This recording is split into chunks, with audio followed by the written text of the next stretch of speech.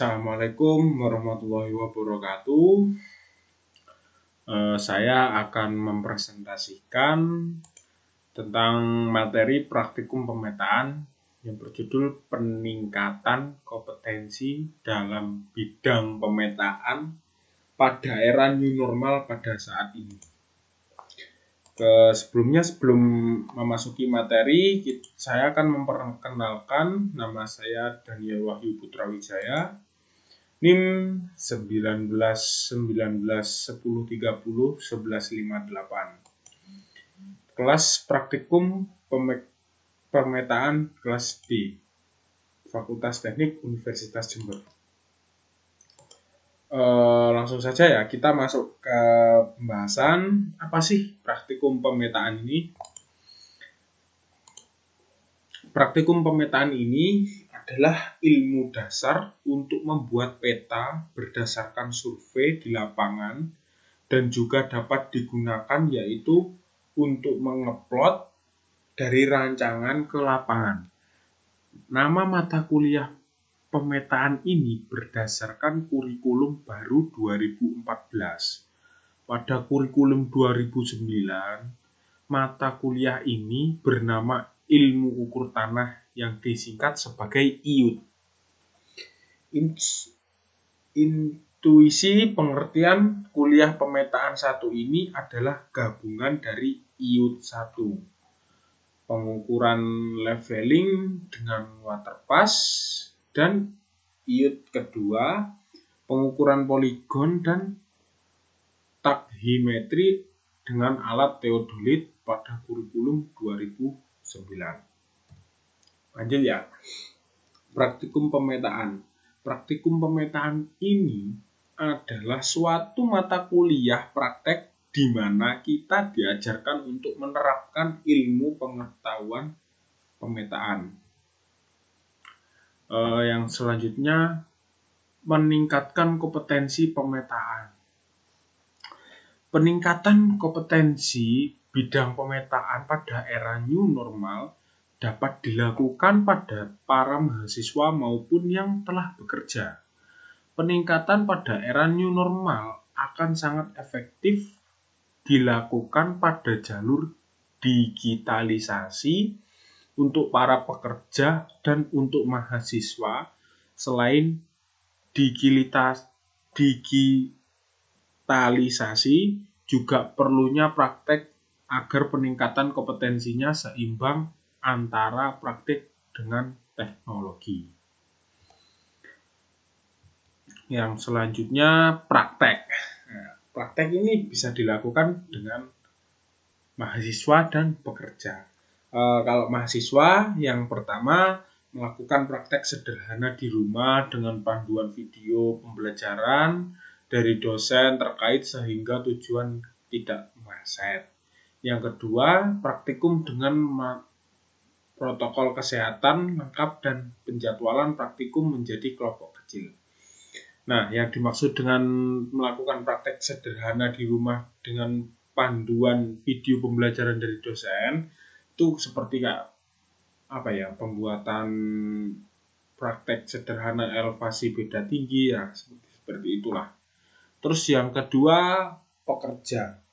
Sedang untuk pekerja yang dilibatkan banyak orang, hendaknya dilakukan engineering dengan mempertimbangkan tetap menjaga social distancing dan physical distancing, seperti memperbanyak titik-titik satuan kerja di mana masing-masing hanya terdiri dari sedikit orang yang memungkinkan untuk tetap menjaga jarak.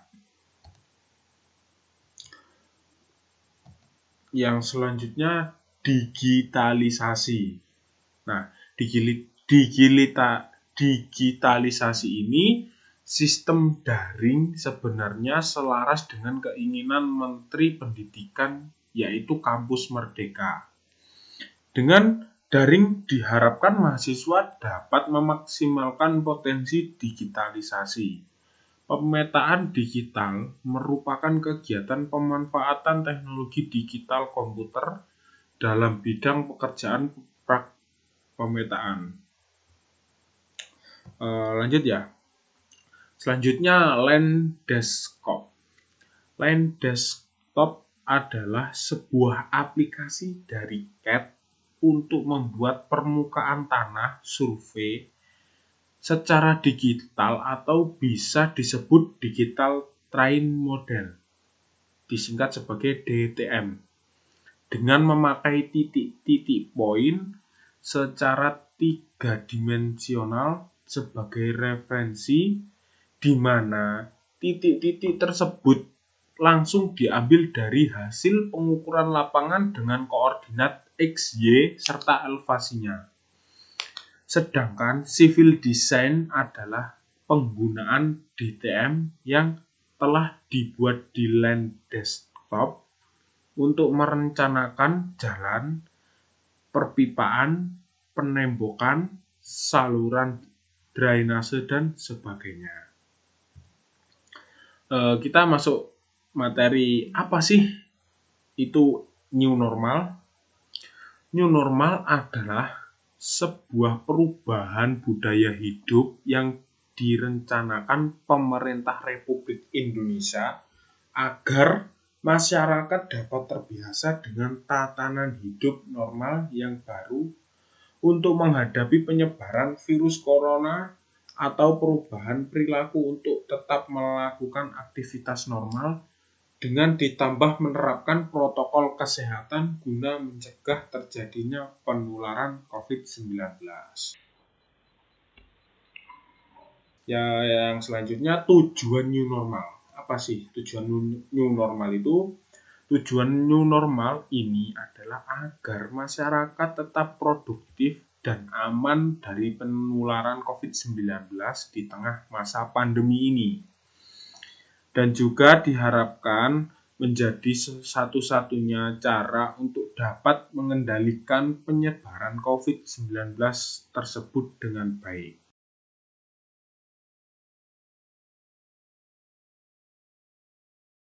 Inilah jumlah kasus COVID-19 di Indonesia ini. Yang pertama yang terkena COVID, yang terjangkit COVID-19 itu berjumlah 539.000. Terus yang kedua yang meninggal dunia itu berjumlah 16.945. Yang ketiga yang sembuh itu berjumlah 451.000. Oke, selanjutnya peningkatan kompetensi pembelajaran. Nah, di sini ada dua cara, yaitu yang pertama cara digital. Nah, cara digital itu seperti kita menggunakan aplikasi ArcGIS, Google Earth itu. Terus yang kedua itu pembelajaran media sosial. Nah, kita belajar menggunakan media sosial ya seperti pandemi ini. Kita belajar seperti kayak praktikum itu, kita tutorial, kita itu mendapatkan contoh itu dari kayak aplikasi YouTube, Instagram, Line, dan lain sebagainya. Terus yang kedua itu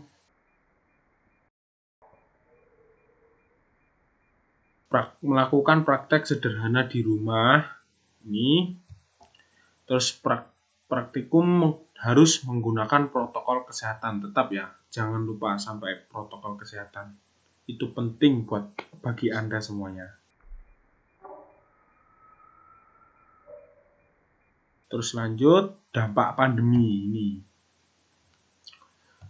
Dampak pandemi ini yaitu yang pertama perubahan bentuk pembelajaran secara tatap muka menjadi pembelajaran online. Nah, kita biasanya tuh belajar seperti kuliah itu langsung bertatap muka di kelas dengan Bapak Ibu dosen. Sekarang kita susah. Kita bisanya tuh melewat kayak Google Meet, aplikasi Zoom, ya seperti itulah. Terus yang kedua pembelajaran online selama pandemi COVID-19 ini meningkatkan penggunaan teknologi dalam pembelajaran.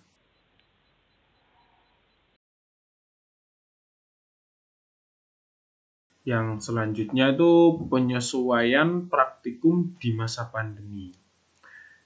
Yang pertama, membentuk kelompok praktikum kecil. Nah, kita contohnya tuh seperti kita tuh mau melakukan praktikum pembuatan lapangan sepak bola misalnya. Kita kalau melakukan pengukuran sendiri, kita nggak bisa. Nah, maka dari itu kita membutuhkan teman atau orang-orang yang di sekeliling kita lah. Kita harus membentuk kelompok kecil. Nah, itu yang dimaksud. Terus yang kedua itu kuliah online dan media sosial. Ya, seperti contohnya seperti ini dah. Kita kuliah online, kita pembelajarannya pakai media-media sosial semua, ya kan. Terus yang ketiga, belajar pemetaan dengan aplikasi. Yang pertama itu aplikasi Google Earth, yang kedua itu aplikasi GIS. Saya jelaskan ya, aplikasi GIS itu apa, terus Google Earth itu apa. Oke, Google Earth. Google Earth itu merupakan sebuah program global virtual yang sebenarnya disebut Earth Viewer dan dibuat oleh Keyhole. Program ini memetakan bumi dari superimposisi gambar yang dikumpulkan dari pemetaan satelit, fotografi udara, dan global GIS 3 dimensi. Nah, itu adalah pengertian dari Google Earth. Terus yang kedua, GIS. Apa itu GIS? GIS yaitu sistem informasi khusus yang mengolah data yang mempunyai informasi spesial bereferensi ke ruangan.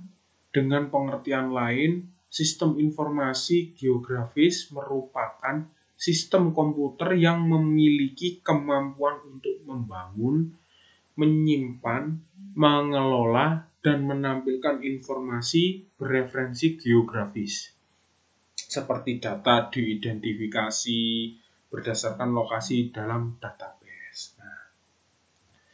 Nah, saya kan setelah saya menjelaskan materi-materi tentang praktikum pemetaan, terus di era new normal, saya dapat menyimpulkan dari materi-materi yang saya sudah jelaskan, yaitu kesimpulannya itu dalam praktikum pemetaan membutuhkan praktek dalam pembelajaran.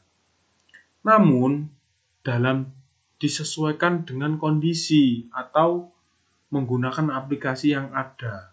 Apabila ingin melakukan praktikum harus mematuhi protokol kesehatan, ya kan. Nah, kita meskipun mau entah kemana, kita mau melakukan kegiatan, melakukan praktikum pemetaan, jangan lupa kita harus mematuhi protokol kesehatan seperti mencuci tangan, menggunakan hand sanitizer, kita menggunakan masker, jaga jarak aman, itu udah mematuhi protokol kesehatan yang diberlakukan. Oke. Itulah presentasi dari saya. Bila ada kata-kata atau kurang enak diucap atau kesalahan yang saya ucap, saya meminta mohon maaf yang sebesar-besarnya. Oke, sekian, terima kasih.